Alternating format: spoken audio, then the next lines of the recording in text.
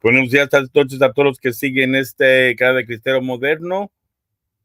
Hoy la transmisión será en inglés referente a Eusebio de Cesarea, Historia Eclesiástica, tomo 1, capítulo 8, que ya he cubierto previamente en español.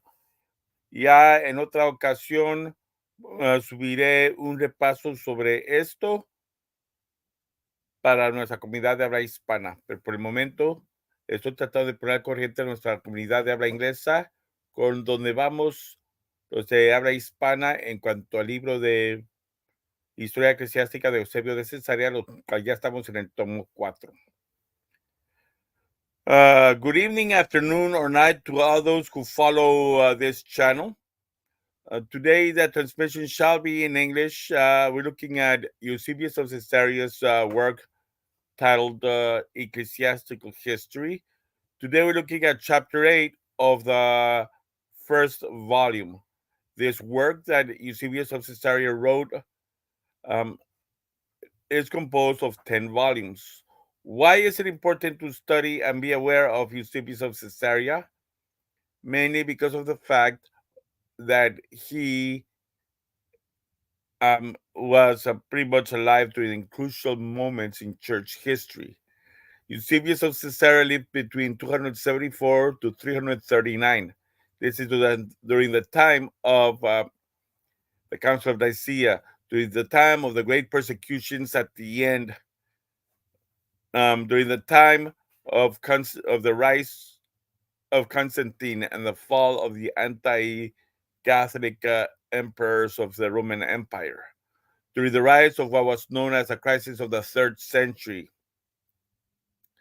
But when it comes to events that occurred earlier in history, he defers to those who are eyewitnesses of events.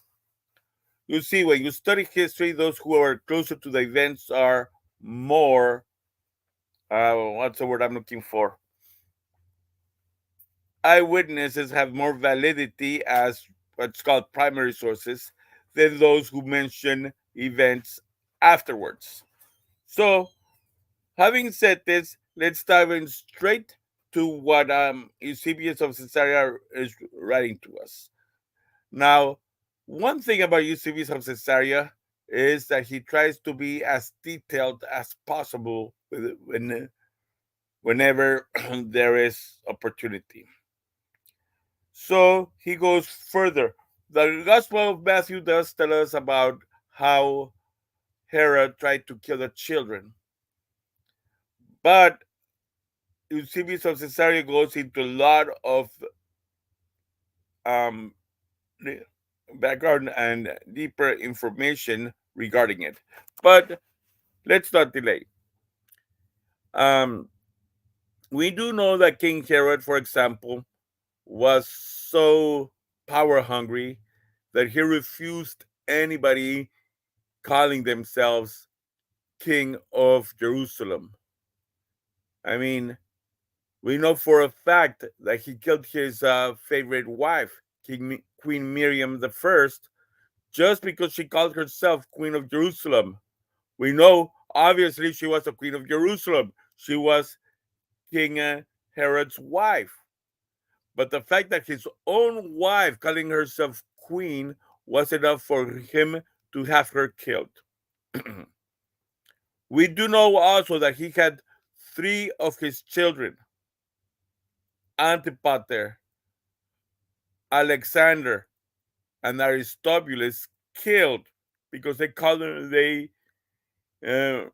they were telling how they were heirs to the throne. And even though he had written document in which he was naming him heir to the throne pending Roman approval, the fact that these young men knew that they were heir to the thrones, that they were informing everybody, was enough for Herod to feel himself threatened and having his own sons killed. What was to be expected of other people?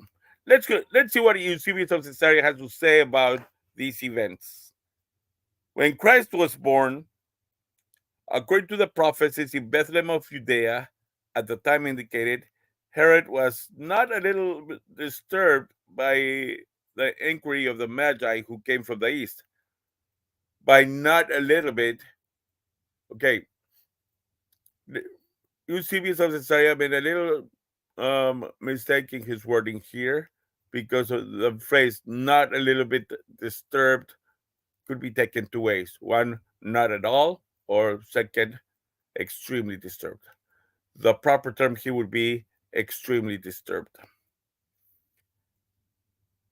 Asking where he who was born king of the Jews was to be found, for they had seen his star, and this was the reason for taking so long a journey, for they earnestly desired to worship the infant God.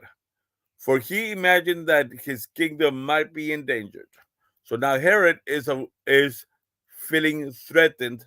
Imagine how unsecure this power-hungry tyrant was, that he is feeling threatened by a child. He was feeling threatened by a baby.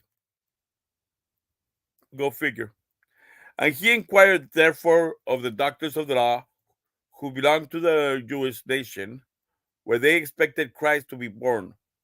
When he learned that the prophecy of Micah announced that Bethlehem was to be, okay, now I would need to make a declaration here. We see here that it tells us Micah 5:2, right? This reference mark was added by those who translated the work of Eusebius, because by the time of the Eusebius, a Bible had not yet been developed. The canon of the New Testament had not yet been agreed upon for another 50 years after the death of Eusebius. However, there were certain biblical books that were later incorporated to be part of the Bible that did exist, such as the Old Testament and the prophecy of Micah. It was part of the Septuagint. And as part of the Septuagint, the early church accepted it. Let's continue. Was to be announced that Bethlehem was to be the birthplace he commanded. In a signal edict, all the male infants in Bethlehem and all its borders that were 2 years of age or less, according to the time which he had accurately asserted from the Magi to be slain, supposing that Jesus, as was indeed likely, would share the same fate as the others of his own age.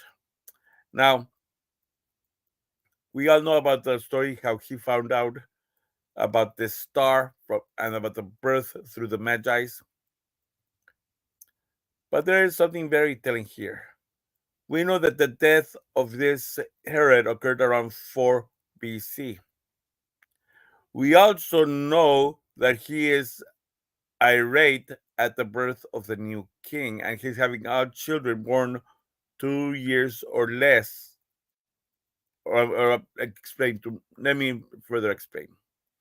Other children who are under the 2 years of age were to be slaughtered. Why 2 years of age? Well, keep in mind there was all this with a star, so it is making reference to the star appearing 2 years before this. So that would be around the year of 6 BC. So we can agree, we can assume that the birth of Christ was around 6 BC, because at this time Herod knew that the star had appeared 2 years prior, and this led him to want to exterminate all the male children from that age. Second paragraph. But the child anticipated the snare, being carried into Egypt by his parents, who had learned from an angel that appeared unto them what was about to happen. These things are recorded in the Holy Scripture in the Gospel. Once again, We know that it's in the gospel, but the persons who later translated this from the original Greek to English added the reference point of Matthew 2, which is where he talks about this persecution. It is worthwhile, in addition to this, to observe the reward which Herod received for his daring crime against Christ and those of the same age. For immediately, without the least delay, the divine vengeance overtook him while he was still alive, and gave him a foretaste of what he was to receive after death. In other words, we are being told that as a punishment from heaven for having dared attack innocent children, amongst them our Lord Jesus Christ, he receives a punishment where he would suffer while still alive what happens to our corpses during death, decomposition. You see, King Herod lived such an indissolute life, so out of control, so given into his passions, that he ended up suffering more than one sickness going on at the same time. I don't know if I have shown you guys before the King Herod's family tree, but that is enough to see how utterly immoral their life was. King Herod, having had 10 wives, having saved embalmed the corpse of his first and favorite wife, Miriam, after having her killed, he embalmed her corpse just to be able to have the corpse at his bedside and engage in intimate relations with the corpse of his dead wife. And this is one of the many wives that he had.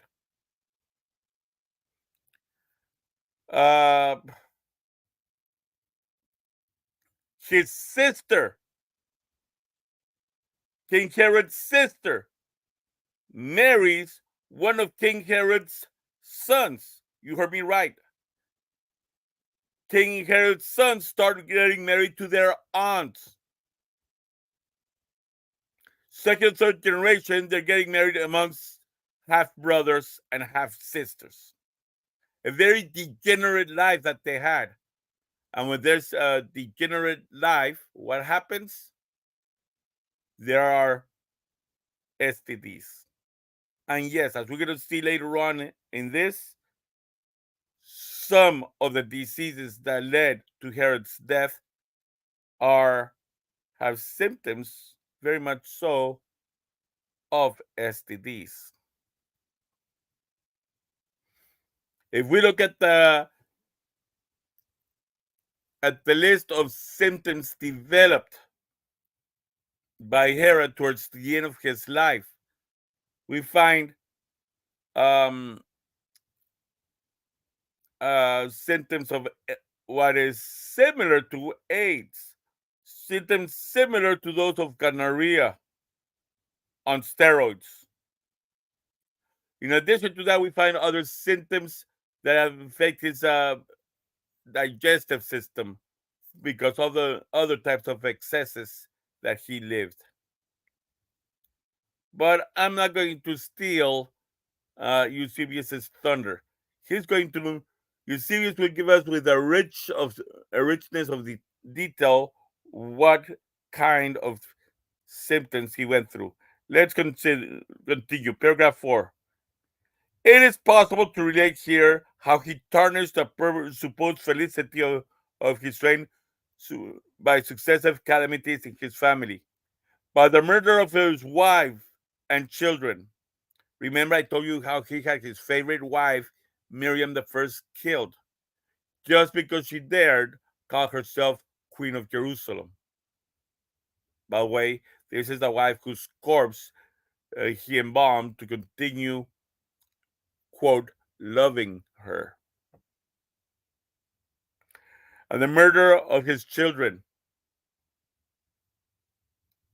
Flavius Josephus goes into detail of how King Herod had his son Antipater killed. Before having Antipater killed, he had two other of his children killed, Aristobulus and Alexander. Aristobulus and Alexander were fighting amongst each other to see who was going to be successor to their father, who was still alive. But since Herod understood that Aristobulus and Alexander were fighting amongst themselves over the throne, he understood that they were eventually going to rise up against him and had them both killed, his own children.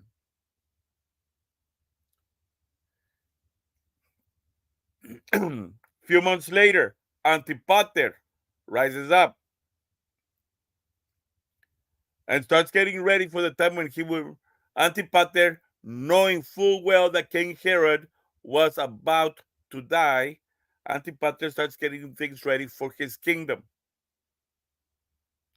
knowing that he was the last remaining, not the last remaining uh, claimant to the throne, but the last one remaining that had any reference, at least as far as King Herod's last will and testament was involved. So, one of the last things King Herod did as king, just minutes before his death, he did two tremendous crimes. He had his own son Antipater killed, and then he had a whole bunch of people from a particular neighborhood arrested, so that the very moment that King Herod lived his last breath, he would have those people, those hostages killed as well. Let's continue. Other news, his relatives and their friends. The account which cast every other tragic drama into the shade is detailed at length in the histories of Josephus, which I just mentioned. How immediately after his crime against our Savior and other infants, the punishment sent by God drove him unto his death. We can best learn from the words of that historian, that is Josephus, in the 17th book of his Antiquities of the Jews, writes as follows concerning his end. Now, Josephus is a Jewish historian who lived in the 1st century. We are seeing how Eusebius is going straight to the source. Josephus lived between the time of Herod to the time of the death of the last apostle. And he is a first-hand witness of all the events that occurred in Israel during the 1st century. Because of this reason, Eusebius decides to quote directly from Josephus as a primary witness of the events that were taking place. Josephus wrote 5 books: an autobiography, 3 books on Jewish history, and a book on Jewish apologetics. And here, Eusebius is quoting from one of those books of Jewish history, which is called the Antiquities of the Jews. And what I like about Eusebius is that he quotes verbatim. He quotes word for word exactly as it appears in these early documents. Hence, we cannot doubt of their validity. Now let's continue. How immediately after the crime against our Savior and other infants, punishment sent by God drove him to his death, we can best learn from this historian, who in the 17th book of the Antiquities of the Jews writes as follows concerning his end. So paragraph 5, he's just letting us know that the following paragraphs are going to be a direct quotation from Josephus's Antiquities of the Jews. And he's telling us where we can verify that. You look for Josephus's Antiquities of the Book. Go to the 17th book, the 17th volume, and you follow right there. Let's see what Josephus wrote that Eusebius is quoting.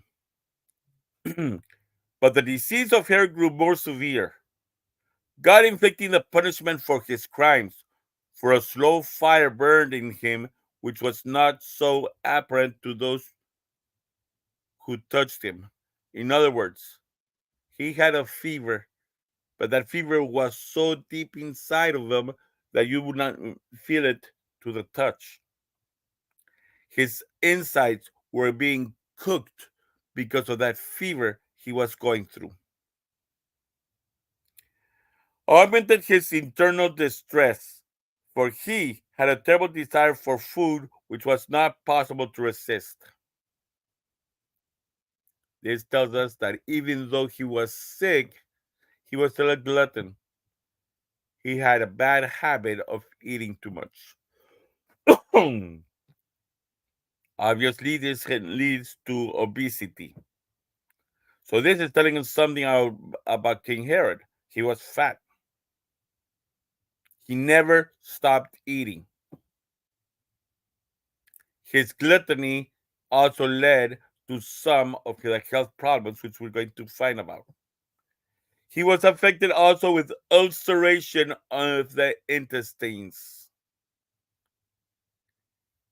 So, even though he was a glutton, some of the excesses that he went through caused his intestines to develop ulcers. Now, this leads to some of the problems that he had. I mean, he would not stop eating, yet every time he ate something, the ulcers, not just in the stomach, in the intestines, would be leading to pain. Doesn't just stop there. He continues telling us, and with especially severe pains in the colon, while a watery and transparent humor settled about his feet. So, he has some kind of digestive problem, and his intestines and his colon are literally rotting while he's still alive. He's still eating all of this crap that he ate, but as he is eating it, his body is literally rotting while he is still alive.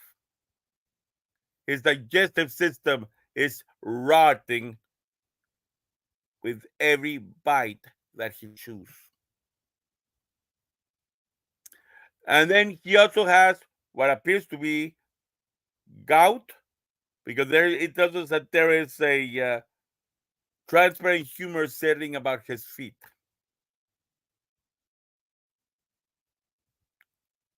Or it could also be some another part of the digestive problem, since his colon is rotting, probably not being able to contain his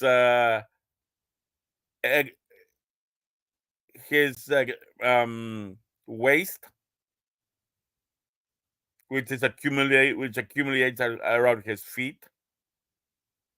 He suffered also from a similar trouble in the abdomen, of course, the intestines.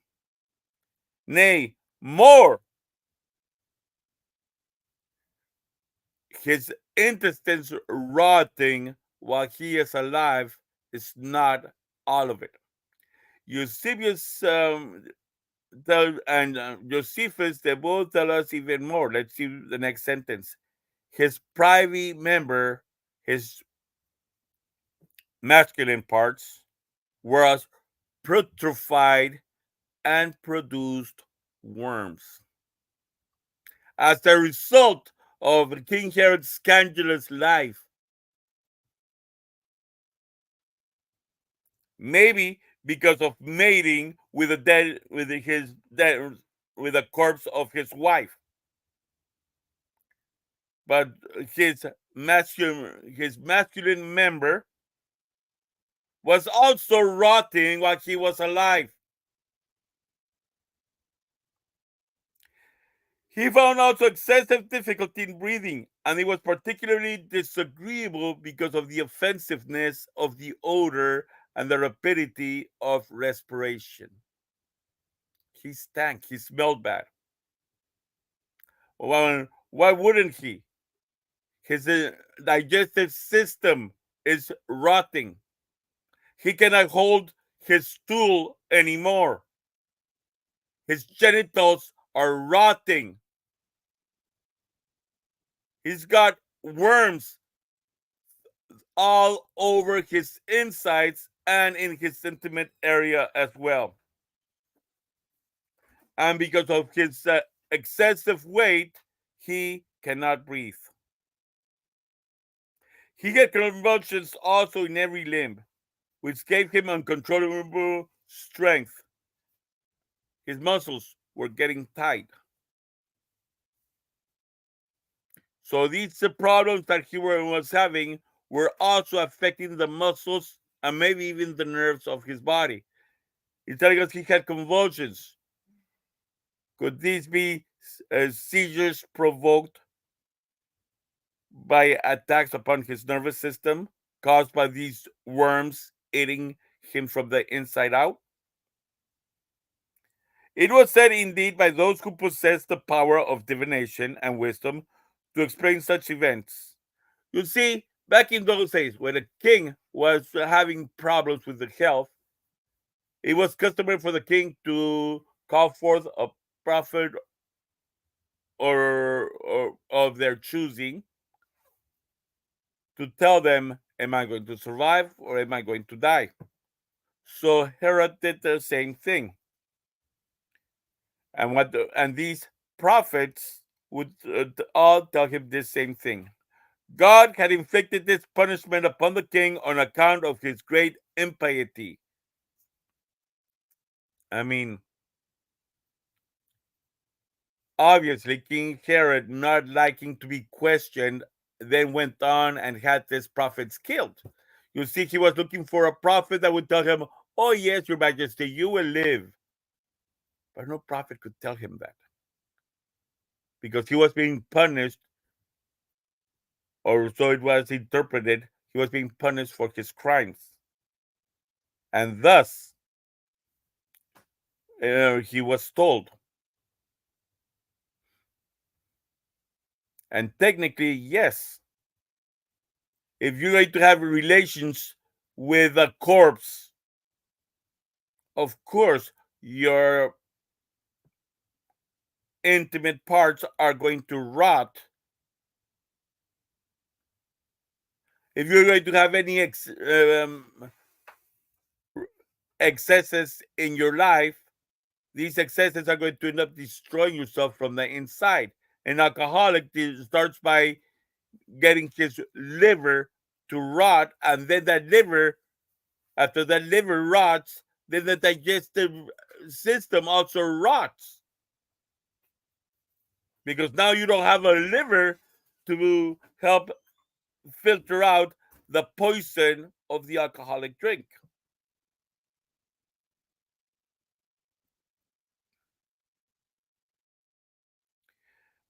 If you eat excessively, you pretty much punish yourself because your own weight starts, once you reach up past a certain amount of weight, your own body weight starts suffocating you. Paragraph 9. The writer mentioned above recounts these things in the work referred to, and in the second book of his history, he gives a similar account of the same Herod. Now he is okay. The last paragraphs we read, paragraph 6 and 7 and 8. Eusebius is quoting from Josephus's Antiquities of the Jews. Paragraph 9, he is telling us how he is going to start quoting from yet another book from Josephus, which is titled The Jewish War. For those of you who follow this channel, you know that every so many days, we'll take a look at Flavius Josephus's work. We are looking at the Jewish War, still in book 1. But then he is telling us that in book 2 of volume 2, I should say, of this same work, he starts going into detail how King Herod dies. Let's continue. In the second book of his history, this is Jewish War, volume 2, he gives a similar account of the same Herod, which runs as follows. Now he goes into a direct quotation of it. The disease then seized upon the whole body and distracted it by the various torments. For he had a slow fever. He was slowly getting cooked from the inside. And the itching of the skin of his whole body was insupportable. Excuse me for just a moment.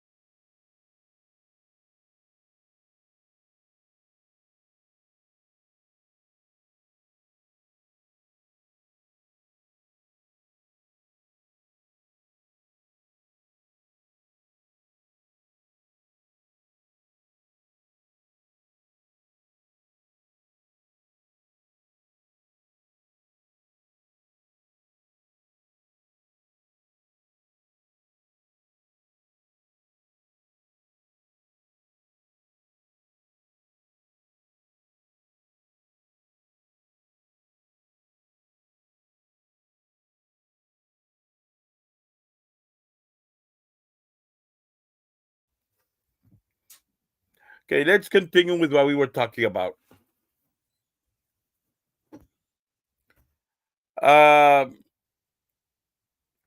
He continues telling us, sorry for that interruption. My daughter had something very personal to tell me. She had told me already, but I'm not at liberty to tell you what she wanted to do. But let's continue. Now, let's see. So King Herod's skin was itching, and he couldn't do anything about how bad his skin was itching. He suffered also from continuous pains in his colon. Of course, he had this infection. He had worms literally eating his colon out. And there were swellings on his feet like those of a person suffering from dropsy. Okay, so in addition to all these sicknesses, he had dropsy. While his abdomen was inflamed and in other words, inflammation in his abdomen caused by the infection inside his system, his abdomen was rotting while he was still alive. And his private member, once again, his masculine organ, so putrefied as to produce worms. His intimate parts were rotting while he was still alive. Besides this, he could breathe only in an upright posture. His overweight, his excessive weight made it very difficult for him to breathe. So you had his weight plus the combined pain of his rotting insides. He couldn't breathe. He had to he had to sleep sitting up because the moment he would lay down, he would start suffocating. And yet, it would still be difficult for him to breathe, even when he was in the only position where he could breathe. Because he tells us, and then only with difficulty, and he had convulsions in all his limbs, so that the diviners said that his disease were a punishment. We see then paragraph 9 is simply repeating the same things we read in the previous paragraphs. But he, although wrestling with such sufferings, nevertheless clung to life and hoped for safety. He devised methods of cure. For instance, crossing over the Jordan, he used a warm bath of Leroy, which will flow like into the lake asphaltitis, but are themselves sweet enough to drink. He would go into the Dead Sea, right where the Jordan River is barely going into the Dead Sea, to try and have the warm waters um, heal him.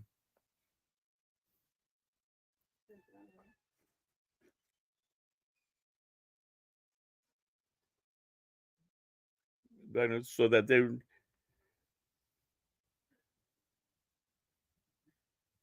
his physicians here thought that they could warm his whole body again by means of heated oil.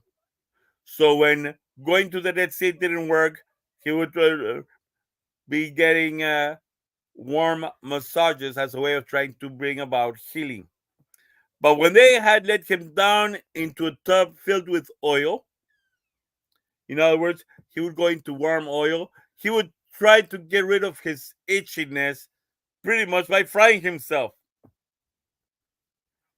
His eyes became weak and turned up like the eyes of a dead person. He started having convulsions and seizures. His eyes were flipping on themselves. Could this be because of the pain, or is it because he is frying himself? But when his attendants raised an outcry, they started shouting out, worried. He recovered at the noise, but finally, despairing of a cure, he commanded about 50 drachms to be distributed among the soldiers, and great sums to be given to his generals and friends. Now, King Herod now knows he has no hope. King Herod knows now that he is eventually going to die. He's in the last ones.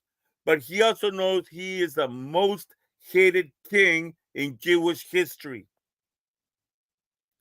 He knows that because of the cruelties of his lifetime, and because he was not of royal blood, but he prostituted his own personal interest to Rome and thus betrayed the Jewish people to Roman interests. He is hated by Israel. And he knows that the moment that he dies, Israel is going to rejoice because Herod dies. He doesn't want that. He wants some people to mourn his loss. So he tries to get people, prepare people so that so that he would have a elaborate funeral, people mourning for him. How does he do that? He now tries to buy the friendship. Before he had extra power over the military just for the fact of being king. And these generals, even though they hated him, they obeyed him just because he was their king. Now, Herod is trying to buy their friendship. So he's paying them out.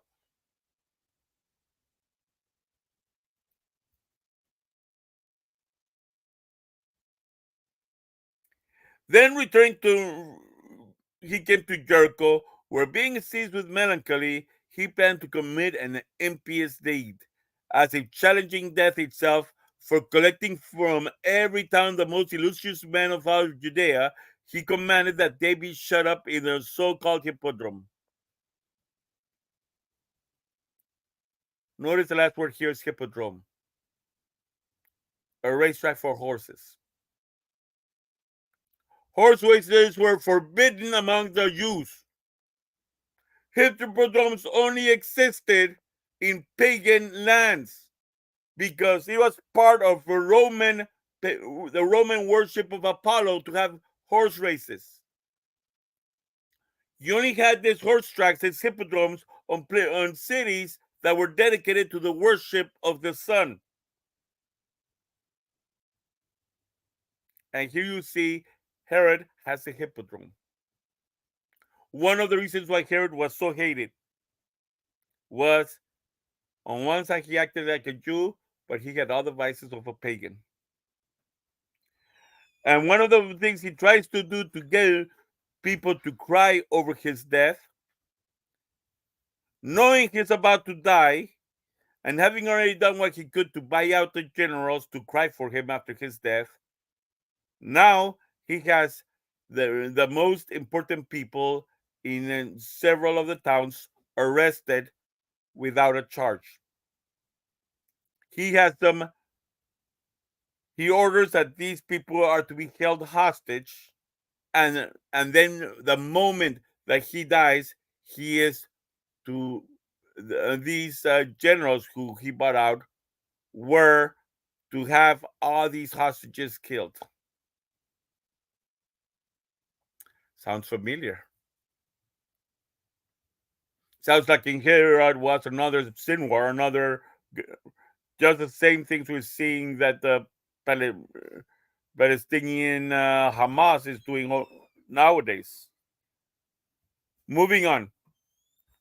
Having summoned Salome, his sister, and her husband Alexander, he said, I know that the Jews will rejoice at my death.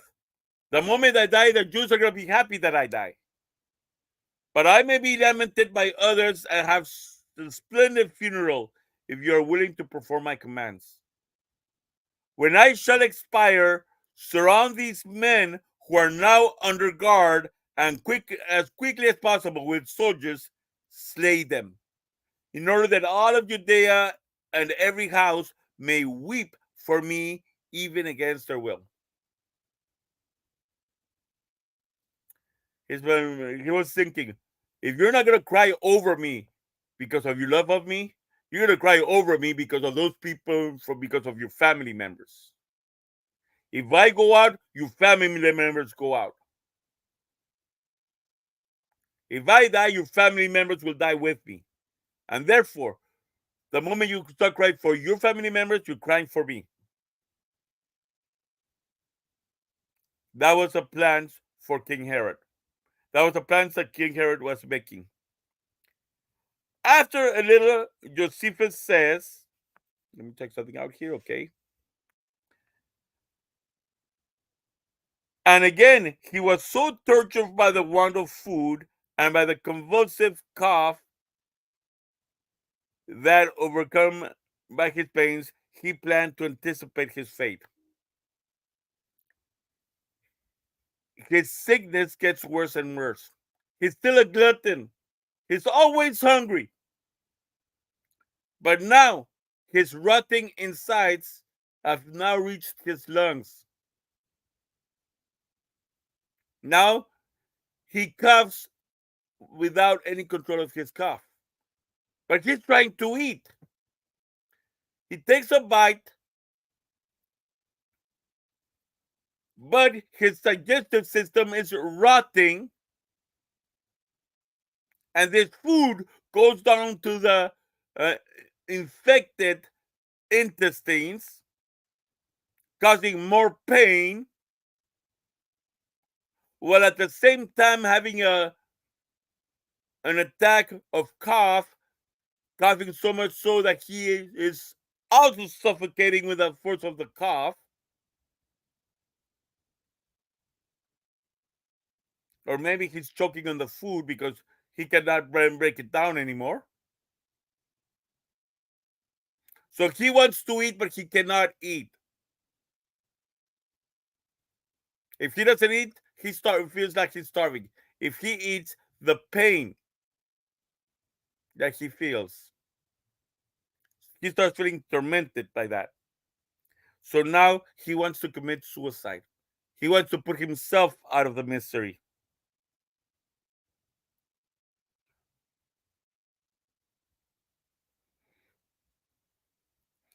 Taking an apple, he asked also for a knife, for he was accustomed to cut apples and eat them. You see, one custom that he had, he would always have a knife, an apple, cutting pieces of an apple and chewing on them. Then, looking round to see that there was no one to hinder, he raised the right hand as to stab himself.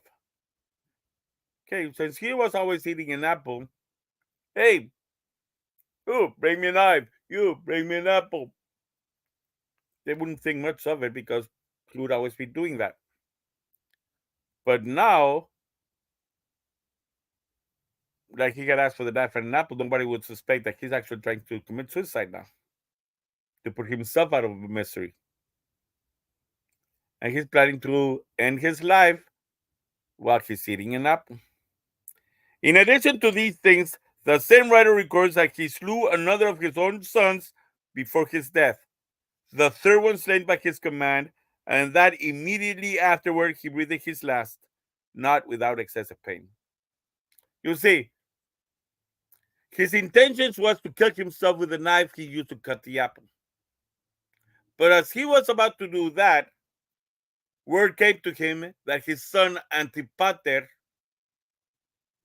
was taking advantage of his sickness and rising and promoting a rebellion.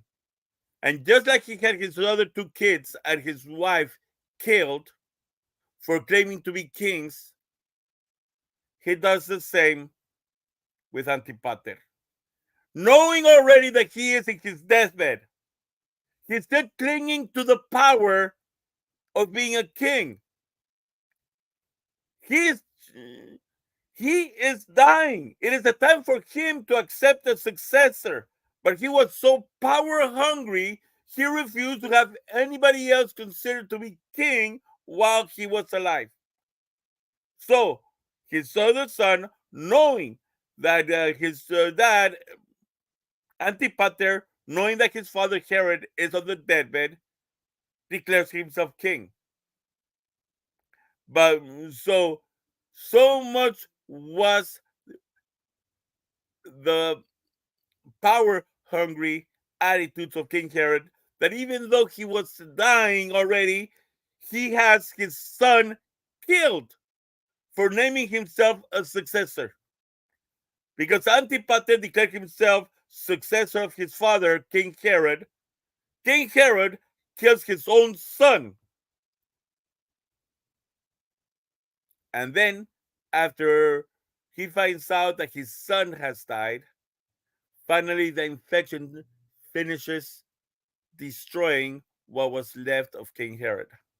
So now you have King Herod without a throne, without his life, and without a successor, causing another two of his children, Archelaus and Antipas, to have a civil war.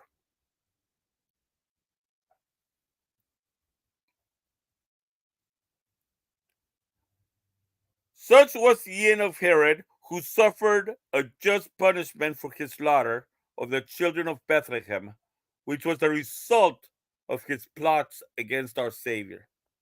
So even though he had killed the babies, even though the sickness that he was going through was as a result, or so it was interpreted, as a result, as a punishment for having killed children for his obsessive uh, greed of power, he had not learned his lesson, so much so that his own son suffered the same fate as the children of Bethlehem. Even at his deathbed. After this, an angel appeared in a dream to Joseph in Egypt and commanded him to go to Judea with the child and his mother, revealing to him that those who had sought the life of the child were dead. To this, the evangelist adds, but when he, that is Joseph, heard that Archelaus did reign in the room of his father Herod, he was afraid to go there. Notwithstanding being warned of God in a dream, he turned aside into the parts of Galilee. And the translator adds exactly what part of the Bible we can find this. Matthew 2:22.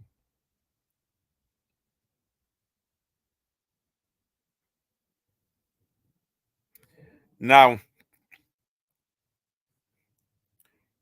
it ends up telling us what happened after the death. An angel tells Joseph it's safe to go back. But by this time, um, King Roman Emperor Augustus had decided to split up to end with a civil war that was threatening Israel at the death of King Herod by splitting up King Herod's kingdom in 4 parts. This was known as a tetrarchy. He gives one part to his Roman procurator and divides the other the rest of it into 3 parts for the 3 children for the 3 children of Herod who were trying to claim a position. Here we conclude chapter 8. And these events we have seen right now occur at around 4 BC. So following church history right now, Eusebius' church history, where he quotes from Flavius Josephus the events that occur exactly in 4 BC, we conclude today. And remember, like always, long live Christ the King!